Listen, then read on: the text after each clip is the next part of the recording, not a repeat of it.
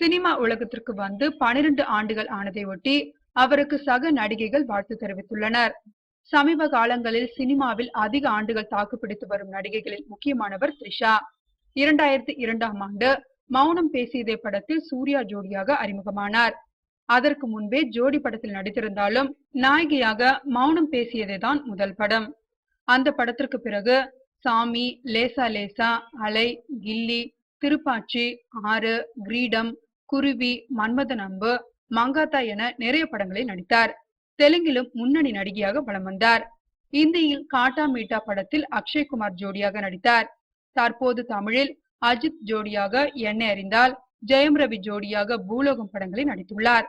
கமல்ஹாசன், அஜித், விஜய், விக்ரம், சூர்யா, விஷால், ஆர்யா என முன்னணி கதாநாயகர்களுடன் நடித்துவிட்டார். 12 வருடங்களாக தொடர்ந்து கதாநாயகியாகவே நடித்து வருவது த்ரிஷாவின் சாதனை. அவரது இந்த சாதனைக்கு சக நடிகைகள் ராதிகா, குஷ்பு, ரம்யா கிருஷ்ணன் உள்ளிட்டோர் வாழ்த்து தெரிவித்துள்ளனர்.